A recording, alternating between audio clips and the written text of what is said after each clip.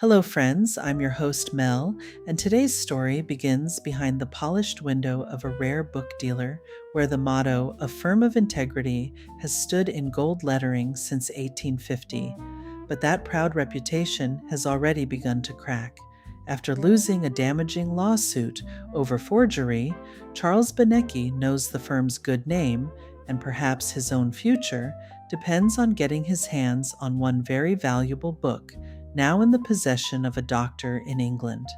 And Charles, being the sort of man who mistakes charm for character, decides the best way to reach the book is through the doctor's wife. What follows is a tale of ambition, deception, and a respectable name dragged slowly toward ruin. All for the love of a book that may cost far more than money. And now, The Doctor's Wife, originally aired on October 28, 1951. And now, stay tuned for the mystery program that is unique among all mystery programs. Because even when you know who is guilty, you always receive a startling surprise at the final curtain. In the Signal Oil program, The Whistler.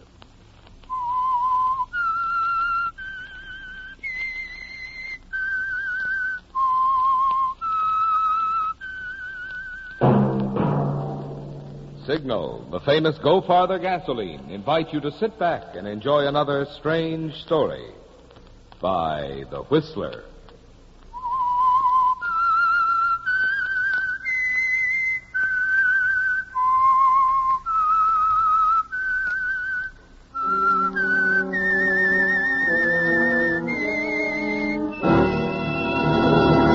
I am the Whistler, and I know many things, for I walk by night. I know many strange tales hidden in the hearts of men and women who have stepped into the shadows. Yes, I know the nameless terrors of which they dare not speak. And now for the Signal Oil Company, The Whistler's strange story, The Doctor's Wife.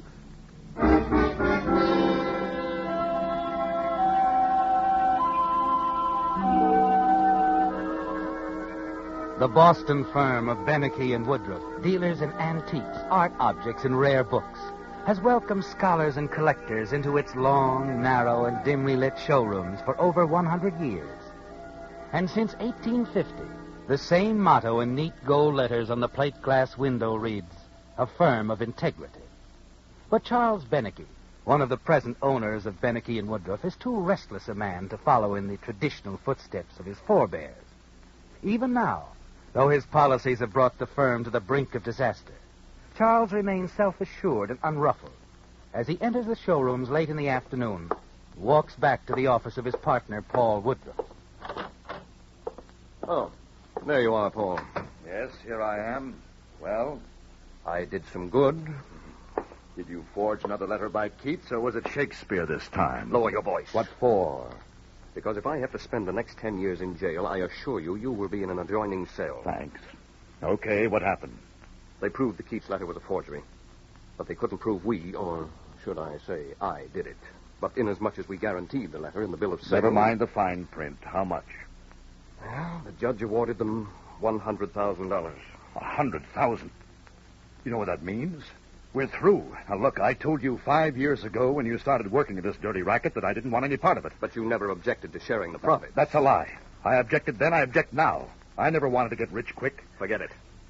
We've got to get busy. Oh? Doing what? Putting the stock up for auction and filing the bankruptcy papers? Not quite. I still have the genuine Tupou first edition of Bonelli's Fables locked away.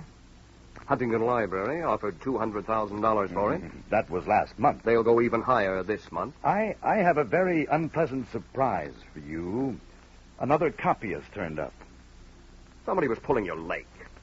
Ours is the only copy in existence. Was. As you very well know, there were several copies turned out in the original printing. Another one has reared its ugly little head. The forgery. Yeah, sure. That's the first thing you'd think of. Well, it's not. They did an infrared check on the watermark, and Huntington says it's an exact duplicate of ours. Unmarked, perfect in every respect. Original Italian version, Bonelli's Fables, F. Tupou Press, first known printing, issued February 13th, 1485, complete with the woodcut borders. Do you You want any more? Who has it? Elkin Arthur, London, is the agent for the book, but is still in possession of the guy who discovered it, Dr. Roger Brookhurst, who lives in some London suburb. What do they want for it? Elkin Arthur figures they can swing the deal for around $50,000. Ridiculously low. We have to get hold of that book. How? Even if we had $50,000, which we don't, thanks to you, Huntington already has an option on it. You seem rather pleased about the whole thing. As a matter of fact, I am.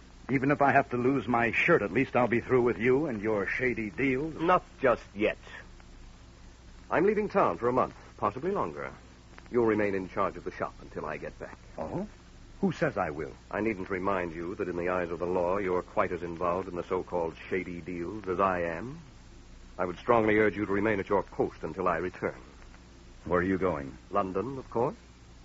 And I'm not coming back until I get that other copy of Bonelli's Fables.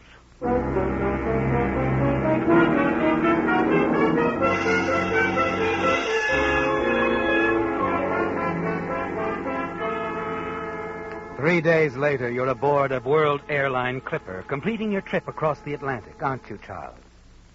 You lose no time sightseeing in London, do you? And after finding yourself in a quiet, fashionable apartment, you immediately put through a call to Dr. Roger Brookhurst. Hello? Dr. Brookhurst's office? It's Dr. Brookhurst's residence.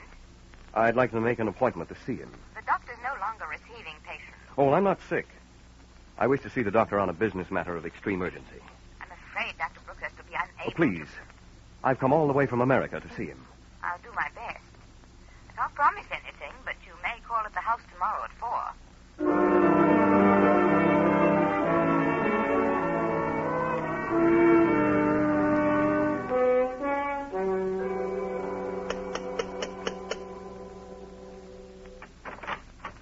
Won't you come in? Thank you. Oh, excuse me. This is Gerald Kimberly, Dr. Brookhurst's secretary, and... Charles Benecki. Please, I'm sure. Forgive me, Yvonne. My head is splitting. I must be going. I'm sorry I'll about... take care of it, Gerald. Don't worry. Well, then, goodbye, Yvonne. And good day to you, sir. Good day. Are you the doctor's daughter? I'm his wife, but that is a compliment. Oh, the truth. Are all Americans like you? In the presence of a beautiful woman. In that case, I had better take you upstairs to see Roger immediately. Well, if you insist. I want to warn you. He's been an invalid for some time, stomach disorder. It makes him very short-tempered. I understand. Oh, Roger, the gentleman who phoned is here. Oh, yes, the American. Show him in. How do you do, Doctor? Not very well. Sorry. Well, sir, what is this urgent business that brings you to my door? Your copy of Bonelli's Fables. You see... No, I don't. Now, look here, sir. I don't care if you came all the way from the North Pole. I have had quite enough of book buyers, book sellers, and book traders. My agent is Elkins Arthur, 84 Charing Cross Road. Consult him if you care to, but kindly leave me and my household alone.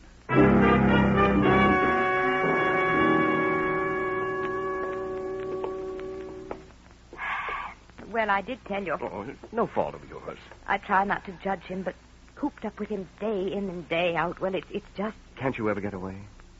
I can occasionally, but it's no fun by yourself. Well, why don't you let me... Oh, no. I didn't mean to hint. After all, you're a complete stranger. All the more reason. Someone has to show me around London. I couldn't. Oh, nonsense. You can and you will. Let me take you out dancing somewhere after dinner tomorrow night. You can get away, can't you? Easily. But do you really want to? Oh, very much. Well, all right, I'll do it. Thank you. But I'm certain that neither of us will regret your decision. Yvonne.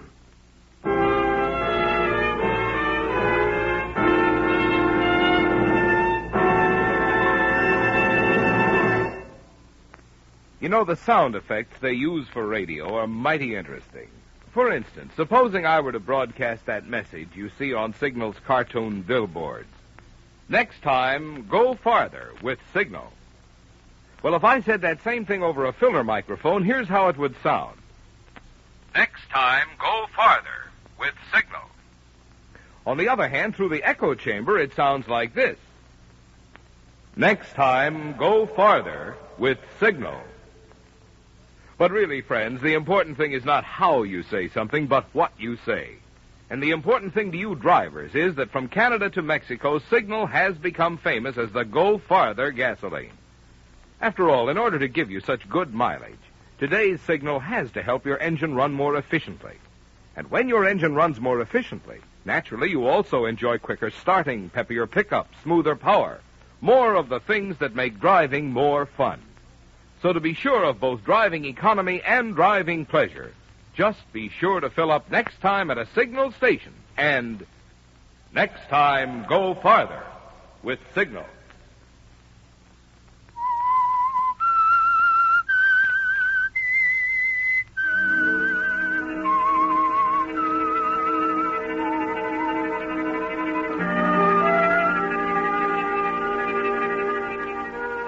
Well, Charles, it looked very bad when you first arrived in London. With Dr. Roger Brookhurst, the owner of the only other first edition of Bonelli's Fables, in very ill health and equally ill nature. It seemed as if you'd be completely unable to talk him out of his copy of the book, which you must have to ensure the value of the one which you and your partner in America now possess. But the doctor's wife is going to make a difference, isn't she? You two get along beautifully the first night that you take her out, don't you? Dining in a secluded restaurant, dancing afterwards, and then a romantic stroll along the Thames. You don't even mention the precious book until you're riding home together in a cab. I don't know when I've enjoyed myself so much. Oh, it has been a splendid evening. You know, I can't see how a woman of your beauty endures Oh, don't say it. I am married to Roger, and it's not his fault. Well, all the same, I don't want to think about it. Very well. This evening has been very strange. I feel as though I'd known you for years. And I've missed you for years. Charles, I... What are you trying to say? Nothing. Let's keep it light and gay. All right. Let's discuss the subject you've avoided all evening. I can't think of any. Remember I came to London to get my hands on a rare book? Oh, that. Yeah? How do you know I haven't taken you out for a purpose? I have had fun just the same. Oh, you little idiot. Tell me, has your husband told you anything about the value of his Bonelli's Fables? No, he never discusses business affairs with me. It's worth quite a lot of money, you know. Really? Yes. As much as 10,000 American dollars. That much? Honestly? That's right.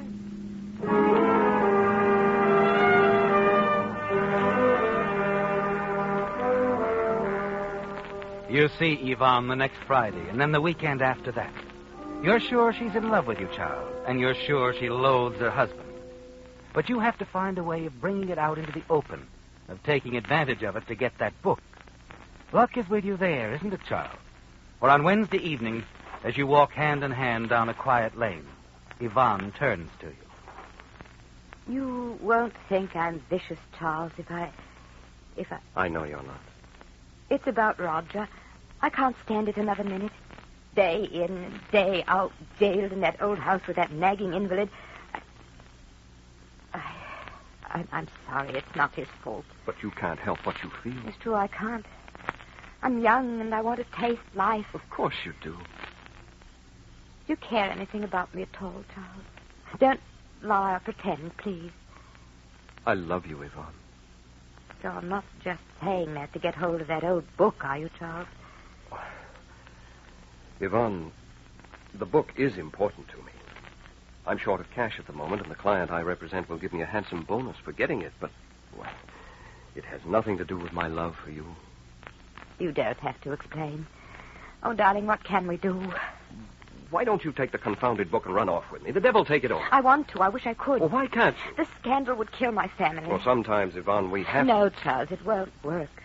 There must be some other way. If I could get a divorce, I'd... Oh, that's impossible, isn't it? Under the circumstances, yes. But you've got to help me, Charles. There is another way. What do you mean? It could be done quickly, safely. No one would be the wiser. No, Charles. Your husband is in a great deal of pain, Yvonne. No, not murder. Don't forget I mentioned it. Perhaps we'd better say goodbye. No. Wait. How would you We do it if we decided to do it. I assume Roger uses sleeping pills. Yes? A few extra in his glass of milk or tea, and... And it would be all over. Yes. Roger could leave a short note behind, explaining why he did it. Oh, but his handwriting. I've spent a good part of my life studying original manuscripts and letters. I'm something of an expert on handwriting. I see. Oh, but I'm afraid, Charles. I'm very afraid. Come here, darling. Please hold me close, Charles. Hold me tight.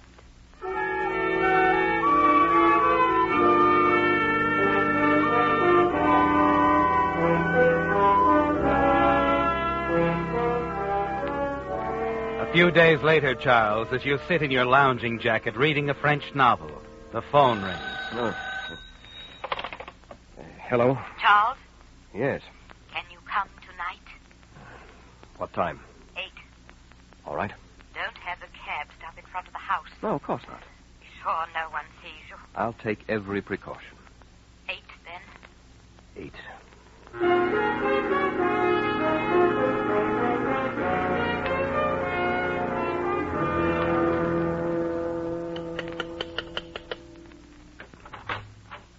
I was afraid you wouldn't come. You know I wouldn't let you down. Did you get everything? Yes, in here. These are his letters. Yes, and they're recent, too.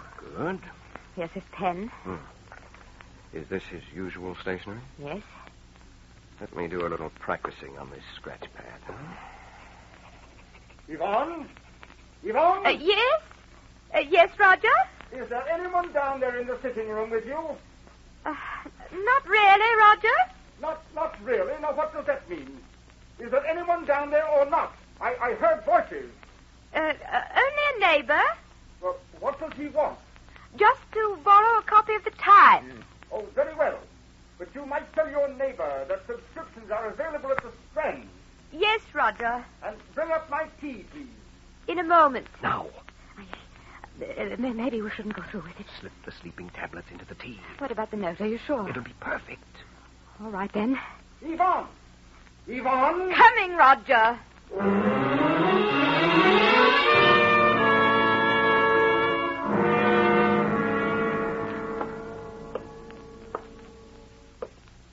Well? He's drinking the tea now. The note? Jim, how's this? I've been a burden on my wife long enough. Forgive me. Roger Brookhurst, M.D. Good.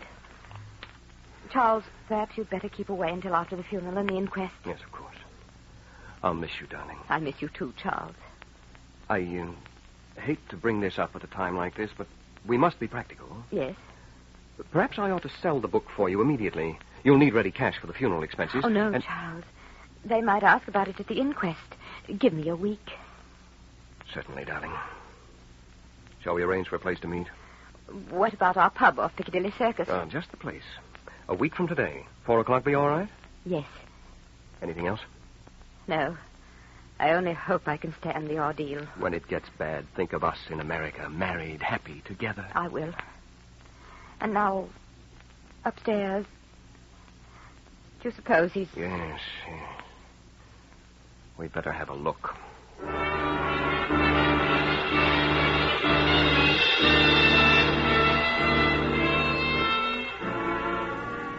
The days that follow seem endless, don't they, Charles? You scan every edition of the newspapers, but all you find are short paragraphs in the back pages, stating the simple facts of Roger's death. You fight to keep from phoning Yvonne, and the week finally passes. You find yourself at last in the pub off Piccadilly Circus for the 4 o'clock appointment with her. You wait for her nervously, and suddenly she's there, sitting down beside you in a black gown. Charles, I don't dare stay very long, but it is good to see you. Yes. Everything go all right, Yvonne? Yes. Nothing suspicious at the inquest? Nothing. Good. Did you bring the book? No. Well, why didn't you? I got a sharp cablegram from my client, and I'll need his bonus to book passage for the both of us. Well, I couldn't help it. There were a million details. Tomorrow, Charles, I promise. Well, I'll meet you in the morning. Better make it afternoon. Why? Because, silly, the book is in the Bank of London, and I have to get all sorts of papers signed and sealed proving I'm me and that Roger was my husband and that I have a right to his bank vault. All right. At 3, the Bank of London. I'm sorry. I'll see you tomorrow. You're not cross with me. No. You still love me? Oh, you know I do. 3, Bank of London.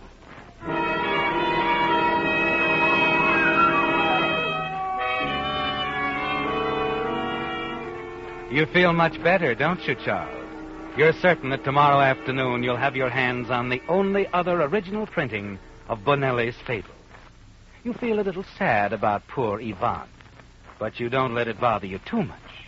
You leave the pub and walk to the World Airlines office.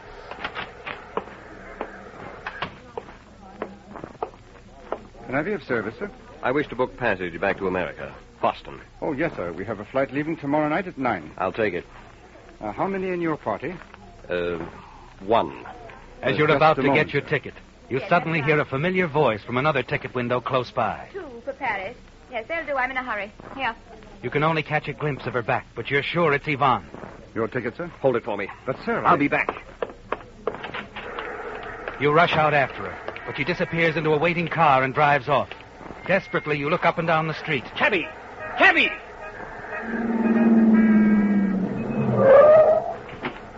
Opening, Yank. Bromley suburb. And step on it.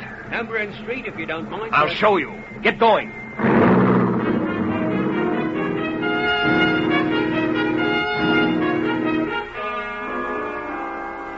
You have the driver let you off a block before Yvonne's house and walk the rest of the way. As you approach, you see Gerald Kimberly, the late Dr. Brookhurst's secretary, drive off in a roadster loaded with suitcases. You're afraid you're too late, aren't you, Charles, as you rush inside the Brookhurst residence. Gerald, darling, is that you? I'm in here. The rest of the bags are packed. I'm getting the book out of the safe. Hello, Yvonne. Charles. Surprised? Yes. I didn't think you could do a thing like this after all we went through. Didn't you know? I thought the lady loved me. No crocodile tears, Charles. I was on to your game from the first. What do you mean, game? Oh, come off it, Charles. Imagine trying to tell me the book was worth $10,000 when poor Roger was giving it away at $50,000. You knew. All the time, you knew. What did you take me for anyway, an innocent little fool? Well, now you know much better. I'll take that book. Oh, no, you won't. You'll get out of here. Gerald and I are going away together. And if I have any more difficulties from you, I shall call the police. You wouldn't dare. Why not? As I remember it, you forged a suicide note. Listen, Yvonne. This is wrong. I love you, Yvonne. Don't lie. Besides, if it were true, it would do you little good. Gerald and I have been in love for years, but he couldn't bring himself to do away with Roger. So that's why you let me. You used me. That's right. I'll take that book, Yvonne. No, you won't. Let go of me. Too bad, Yvonne. You could at least have had your life. And Gerald.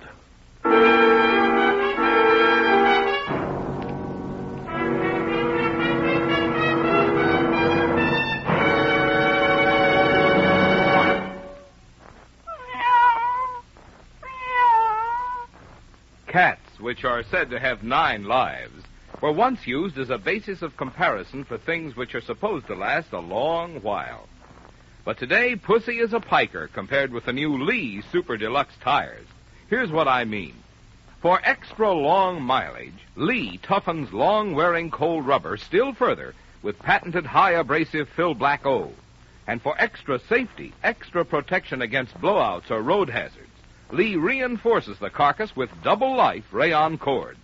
No wonder Lee of Conshohocken, for half a century maker of first-line tires, dares to back these famous nationally advertised new Lees with a double guarantee.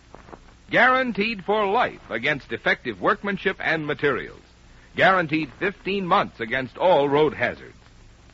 When you consider that Lee charges nothing extra for all this extra quality, and dealers are now giving generous trade-in allowances on old tires, you can see why more and more drivers who want to be prepared for what's ahead are going to signal stations and Lee tire dealers for the tire with 9 lives. Lee Tires.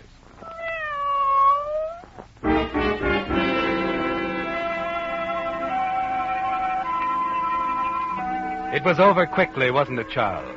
With Yvonne dead, you were able to take the book, dispose of your gun, and leave the house without being seen.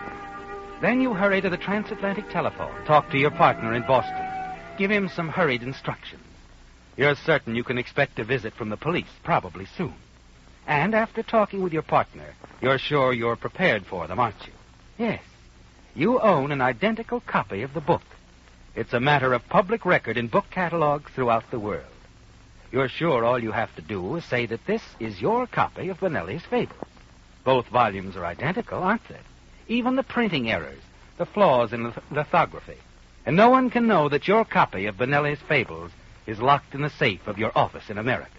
It's a risk, but only a slight one which you will have to take.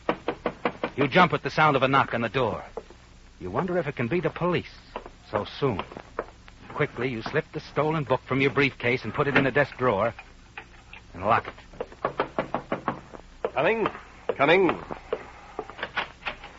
Yes? Who are you? I'm Inspector Kramer of Scotland Yard. May we come in? Oh, please do. Sorry for the delay. It's quite all right. Well, sir, I am here about a murder.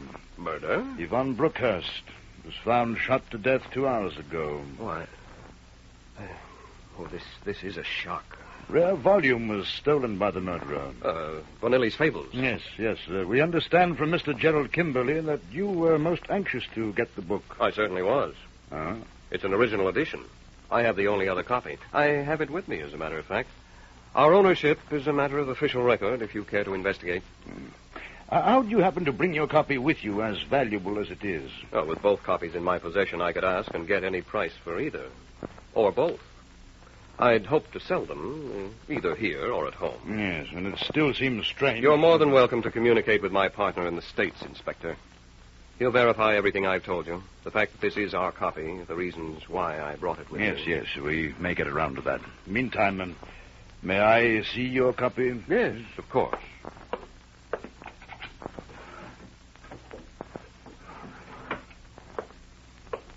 Here you are, Inspector. Yeah, thank you.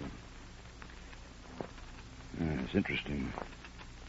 Tell me, are you familiar with the book at all? Oh, certainly. Mm-hmm. I read it twice a year. It gives me a chance to brush up on my Italian. Good. Are there any identifying marks in the book? Let's see. Yes, turn to page 32, last line. A capital letter is missing on the first word. Any others? Mm-hmm.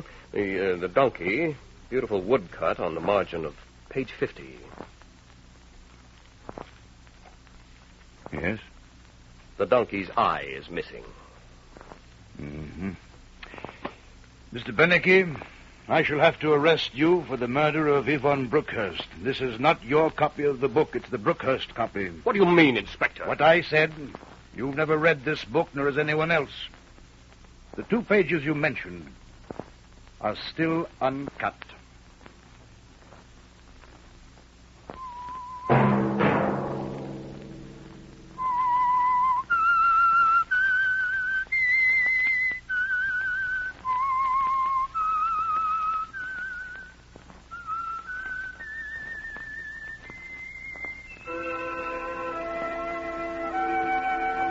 Let that whistle be your signal for the Signal Oil program, The Whistler, each Sunday night at this same time. Meantime, Signal Oil Company and the friendly independent dealers who help you go farther with Signal gasoline hope you'll remember. Regardless of what gasoline you use, you'll enjoy more miles of happy driving if you drive at sensible speeds, obey traffic regulations, and avoid taking chances. You may even save a life, possibly your own. Featured in tonight's story were Bill Foreman as the Whistler, Les Tremaine, Alice Reinhardt, John Daner, Herb Rawlinson, and Donald Morrison. The Whistler was produced and directed by George W. Allen with story by Meyer Dolinsky, music by Wilbur Hatch, and was transmitted overseas by the Armed Forces Radio Service. The Whistler was entirely fictional, and all characters portrayed on the Whistler are also fictional. Any similarity of names or resemblance to persons living or dead is purely coincidental. Remember to tune in at this same time next Sunday when the Signal Oil Company will bring you another strange story by the Whistler entitled Man on the Run. in which a killer takes dangerous and breathtaking chances in an attempt to elude pursuit. Marvin Miller speaking for the Signal Oil Company. This is the CBS Radio Network.